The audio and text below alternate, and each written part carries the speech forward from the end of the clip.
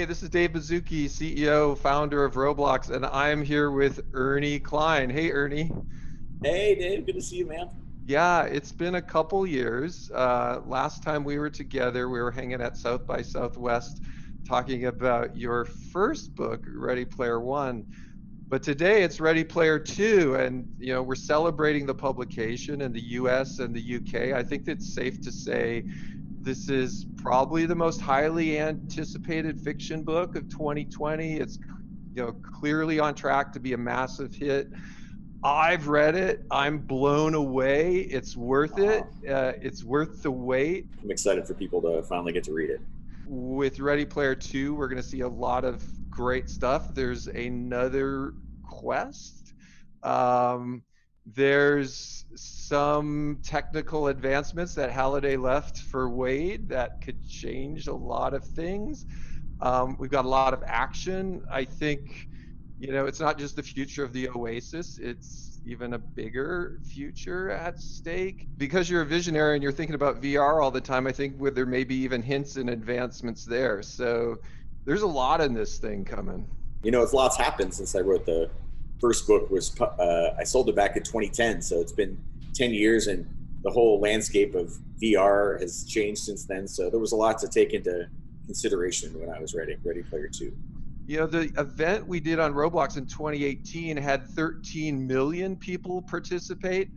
I think it's fair to say this is going to be even bigger. That first Roblox event was amazing, and I heard about it from people all around the world. Were excited about it, and my eldest daughter, had been playing Roblox for years, so it was really exciting to have Ready Player One take over her favorite game for a while and have her compete in the contest. I warned her she couldn't win, which disappointed her, but she still had fun participating.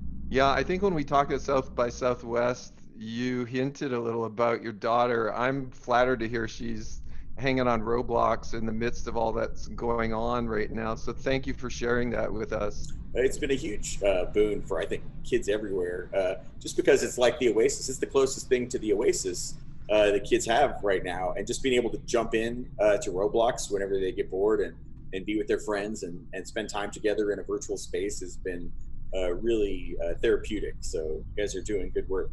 So, hey, you're making history with Ready Player 2. Let's roll back to Ready Player 1 because you captured the imagination, I think, of just so many people from so many walks of life. And there was a movie that came out of that, which was also incredible. Does anything stand out for all of us that, fantasize about making movies and being in the movies and working with Spielberg? Does anything stand out from that experience for you? Well, the whole experience stands out. This past year, I've kind of been living in my memories of it. Since I've been in quarantine for a big chunk of the year, I spent a lot of time thinking about what a great year 2018 was and how it just exceeded all my expectations. Really what you imagine making a movie with Steven Spielberg is it's really like that. It's like a dream come true, and I got to see so many things that were in my book, brought to life, including the stacks, like this idea of stacked trailers that I built in my imagination ended up getting built for real. So that stands out to me. I remember driving towards Leavesden Studio in London and seeing the stacks on the skyline for real, and engineers had built this thing that I had just imagined. When you have this in your imagination and then all of a sudden you see it in the movie in real life, how does that feel? Was it at the point of your imagination, beyond your imagination? Like, how do the two line up there? Well, in my imagination, I don't drill down into all the minute details the way that they do when they make a movie. You have to dress the sets and imagine everything. So I could walk up into any one of these stacks of trailers and go into any trailer, and the whole trailer, looked like somebody lived there.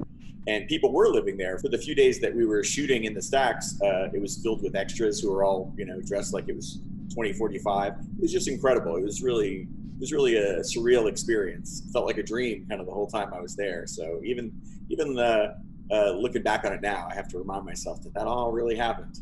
I know from last time we talked, you're a big Spielberg fan. If we move out of science fiction into non-science fiction movies, he's got a huge collection there as well. Is there anything that like pops out to you like an old favorite of yours? Out of his non-science fiction films, I would say Jaws is probably my all-time That movie, I remember seeing it and being scared in the movie theater with my parents. Yeah, Uh, everyone was. Yeah, was there anything in that movie that you thought, like, stuck out to you? Favorite line, anything from it? you're gonna need a bigger boat is the Yeah. line that I always quote all the time. Whenever the tools at hand are not sufficient, that's the quote that I always draw upon. Now that we're getting into Ready Player 2, in a way, you've kind of contributed a bit to the advancement of VR. And is there any way you can think about how you've seen this pan out in almost real life? For us, in the midst of COVID, like I mentioned, we've seen the virtual birthday parties, people trying to connect, younger people trying to figure out how to, work at a distance even. Have you seen any of this come true in your life? Well, yeah, I mean, everything happens. Even the news anchors and every host of late night television. Everybody's having to do everything from home, virtually through the internet, including my daughter who's going to school online, and then also in the evenings she'll hang out with her friends in Roblox and spend time in a virtual space there. Which reminds me, she wanted me to ask you if you could get her a unicorn. I You think there's do? probably like hundreds of different types of unicorns, and now Oh that well. we've opened up the UGC store on Roblox, there are probably people making unicorns, which Oh, right on.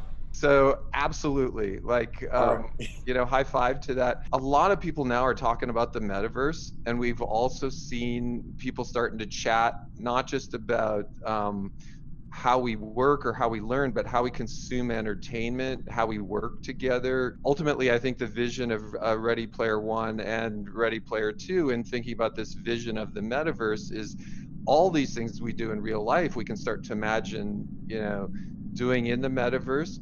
Have you seen any other pandemic related things going on related to that, or any other metaverse related advancements since you wrote Ready Player One? Yeah, a bunch. So much of what I was just imagining in Ready Player One has since come about. Like the Oculus Quest, I got a Oculus Quest, my Oculus Quest here that I use to hang out in big screen with my friends. There's a VR app called Big Screen where you can hang out in a virtual cinema and with up to like 12 of your friends and all watch a movie together. And afterwards, when you hung out in a virtual space, you really feel like you spent time together. It's really amazing. Yeah, so we did, like the One World Together concert inside of Roblox, and there was this really interesting thing of walking around with friends, then looking up at the screen.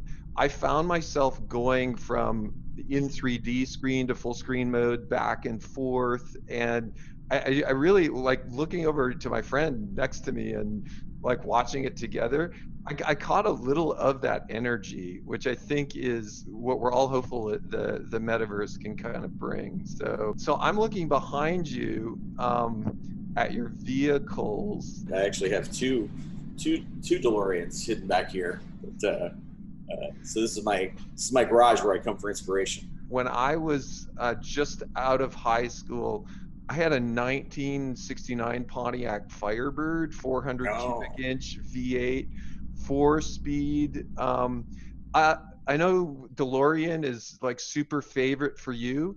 Do you use the DeLorean? Like, how often do you drive it? I like to take this car out every night between usually like 8 and 10 o'clock, and listen to '80s music and just like recharge my creative batteries. And whenever I take it out, it always makes people happy. When they're seeing the car.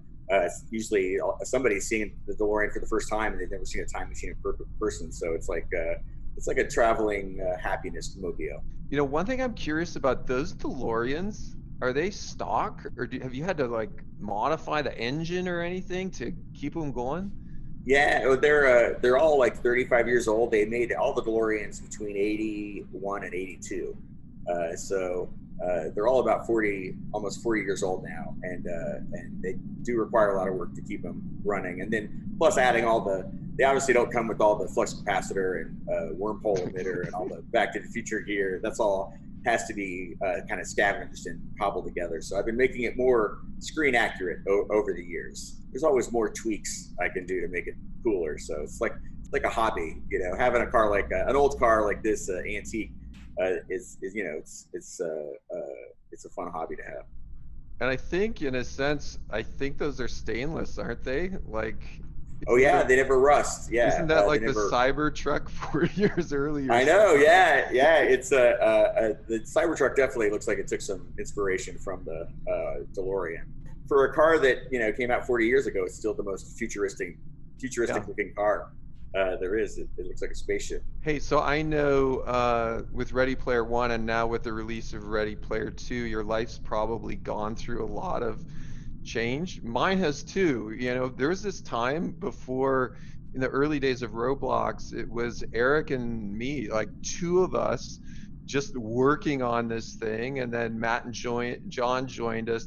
And that was very different for me. You know, that was going in, writing code every day, quiet office. My life's completely different now. And now we have, hundreds and hundreds of great people that all work together.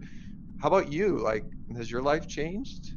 Yeah, my life has changed drastically. Since when I was writing Ready Player One, I was working a tech support job. I was interested in technology, but I always wanted to be a writer. But I also was interested in computers, and working tech support was a way to kind of work in a facet of what I was interested in.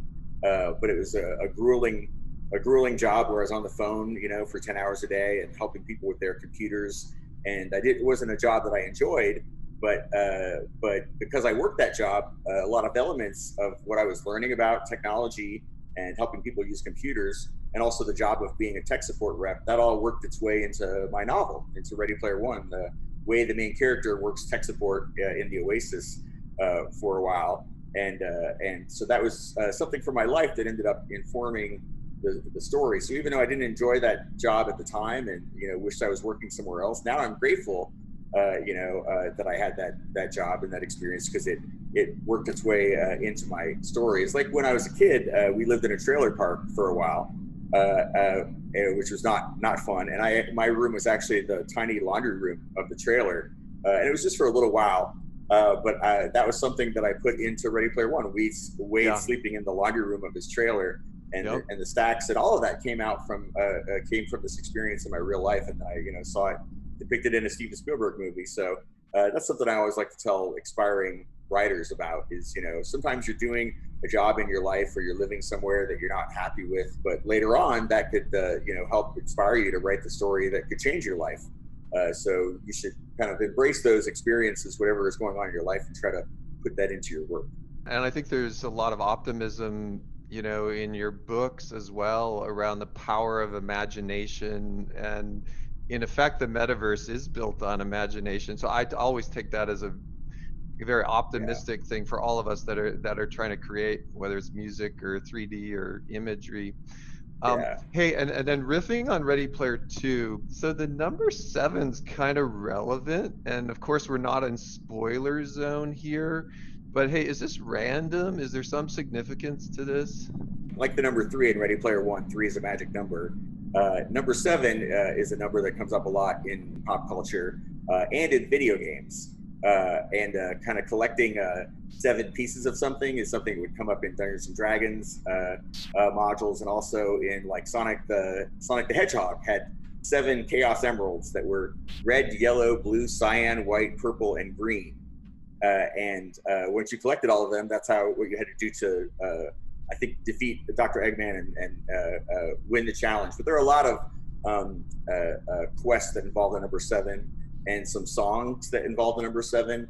And so I saw that was a way to weave all those things into the story and have a kind of a connecting element between them. So it'll make sense what I'm talking about uh, uh, once people out there read the book. But yeah, no, the number seven was a big influence. So hey, with Ready Player One, I think a lot of people who'd never worn a VR headset got exposure to the tech and to your vision through the book and through the movie. And part of the fun, I think, I imagine, of being a sci-fi writer is you're also a futurist in a way. I mean, that's part of the gig of being a sci-fi writer, which sounds really fun. And I think, in Ready Player Two, I think you go even a little further and there's some really exciting kind of vision going beyond that. When we at Roblox, we kind of done the same thing. We've had vision for 15 years, and it takes a lot of time for some of these things to become reality. But when they do, it's super satisfying. And I'm wondering for you, how's it feel when you see some things in real life come true, after you've written about them? Well, it's gratifying, but I don't automatically assume that it was my book that helped inspire it, unless sometimes like with the Oculus Rift, the people who worked on that told me in person that some things from Ready Player One had inspired them. But it's so much easier when you're a writer to just write. Wouldn't it be cool? Than it is to actually make it. It's like easy for me to design an amazing video game in a story. Yeah, Yeah, but as you know, it's much harder to actually make the real thing. I So I think yeah, that could be a good thing though, right? Because us technologists, we can get locked in by how difficult it is to build stuff.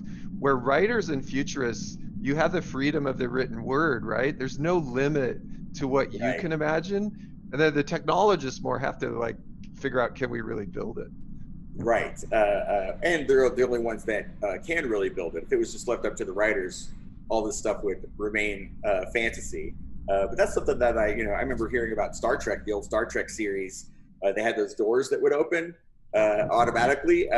And that's what inspired those doors in grocery stores. Like people at home saw that, and then real engineers went and made it work. So science fiction has always kind of played that role of, what extrapolating where our technology might go. But yeah, that's one of the funnest parts of being a science fiction writer is imagining where the technology will lead us, and then how the technology, once it arrives, is going to affect people's day-to-day lives. I love it because I think it's the best form of brainstorming is unencumbered brainstorming, without Yeah. limit. And I think that's a little bit of what you do in your book. So nice Oh, job. thank you. Almost like we're taking technology and then we go to pop culture at the same time, like in Ready Player One and now Ready Player Two, like you have this amazing intersection of pop culture with a vision of the future. And I think the reader or the movie viewer can almost get a little bit of a vibe of some of the things that have been important in your life. Can you riff a bit on some of the pop culture influences you've had? We know they're endless. Anybody who read Ready Player One knows that my interest in pop culture is very broad. But for Ready Player Two, there are some specific facets of pop culture that I took inspiration from, like John Hughes films. Huge fan of John Hughes movies, especially the John Hughes movies that were set in high school. Yeah. And he created his own fictional high school, Shermer High School. His high school movies took place like Ferris Bueller's Day Off and Kids in Weird Science, Pretty in Pink. They all went to a version of Shermer High School. And I was always fascinated with high school being the setting for all these, dramas about young people's lives. Yeah. And especially The Breakfast Club. It's probably my favorite of all time. And I think 90%, 95% of that movie takes place in the school library, which ends up being like this social battlefield for the four kids as they get to know each other. And I always thought that was the library is a fascinating place to set a movie. And it might be the only movie that's completely set in a library. Yeah, Breakfast Club, one of my favorites. I love the soundtrack as well to that movie. Oh, so great. Yeah. So good. Seems like the book was so fun to write. Are there any moments that you felt were super fun without giving away too much? I don't think I can give away the super fun moments without giving away too much, but I will tell you it was I had fun. I had fun the whole time I was writing it. Because I knew, unlike with Ready Player One, when I wrote it, I wasn't sure if anyone was ever going to read it. Outside of my friends and family. Whereas this, I knew there were a lot of people waiting and excited to read it, and that whatever I wrote, that story was going to play out. Those events were going to play out in millions of people's imagination, and imagination is even more powerful than computers or the movie platform. Like the human imagination, still you can't beat that. So I had a lot of fun thinking about elements in the story that would set people's imagination alight, hopefully. So that's what I did my best. I'm really hoping people enjoy it. Well, I have a motion I make at Roblox, which is out of the park. So Yeah. I Oh. think it's out of the park. So I think Oh. everyone's gonna really enjoy reading Ready Player 2. Like, kudos to you. It's Oh. Thanks. awesome. And I think also the Robloxians are gonna love the challenges as well that we've got in store. So Ernie, thanks again. In the midst of all these crazy times, hanging with you has been a highlight for me. I really appreciate it. Oh, thank you. Thank you for making time to talk with me, and thank you for teaming up with me to do another Ready Player One, Ready Player Two event. This is I had so much fun the first time because it really is like bringing the story to life. What you guys are doing. This is Roblox is the closest thing to the Oasis, and this contest is like the closest thing to the contest described in the book in reality. And people all around the world get to take part in it. It's really amazing. It's like bringing the story to life. So I can't thank you guys enough. Thank you, Ernie, again. All right. Over and out. Really enjoyed it. All right. Thanks, Dave.